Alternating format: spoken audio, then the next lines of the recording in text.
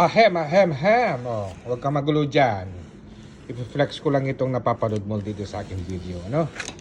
Ito yung mga klaseng hindi mo akalain na candy pala ito ang napapanood ninyo. Oh, di ba?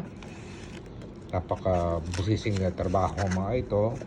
Bagaman ako ay umahanga sa mga gumawa nito, ano? Pero hindi ko gawa to. Mga ano lang, dumating lang yan. At kakaiba sa paningin ko, kaya gusto ko lang itong i-flex.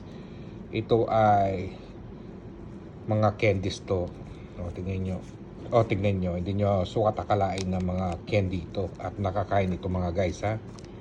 Ayan, ito ay ginagamit ko din sa mga pandagdag ko sa pang-decor, sa ginagawa kong mga chocolates na naka-tray at mga pang-souvenir, ano. Kaya ako'y natutuwa at gusto ko lang talaga ito i-vlogs. Matagal ko nang gustong i-vlogs to guys, ano, kaso walang pagkakataon at walang oras, laging busy. Ayan, kaya gusto ko lang itong i-flex. Kaya ito ay pandagdag pagpaganda sa mga pang-design ko. Supposed to be ay ito ay buo yan sa basket na naka-arrange. Kaso nga lang naging na dahil ewan ko anong ginawa nila dito. O, di ba? May orange, may yellow, may white. Ayan, para silang mga guys, mga grapes. Kung di ba? Kaya sa tamang diskarte lang kapag gusto mo itong ilagay sa mga decor mo. Malaking tulong na rin ito. Kasi dito sa bansang pinagtatrabahuan ko, madalang ka lang talaga makakita ng mga ganito.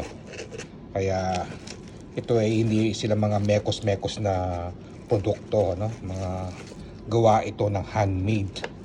Tingnan niyo kung papaano nila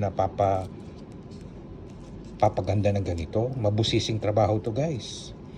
Kahit ito ay masabi mong ganyan to, ay may rin to. May kamahalan din ng mga to. Ito ay sa loob nito mga chocolate, pero hindi ko pwedeng buksan, baka tayo ay mapagalitan, ganito na lang ito para at least mapanood ninyo at mai-share ko din sa aking video. Kaya yan, tingnan nyo, ganda, no?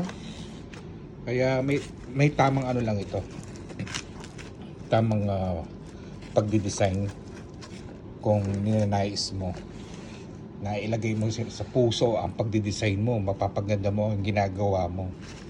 'Di ba? Parang lang 'yan kapag ikaw ay nai-inlove sa tao.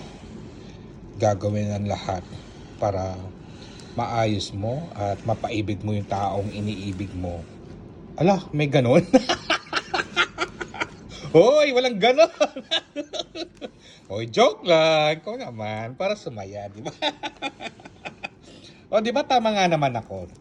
Kapag ang tao ay in love, lahat ng gagawin mo ay dapat ayusin mo para mapaibig mo ng gusto yung taong iniibig mo. May ganon!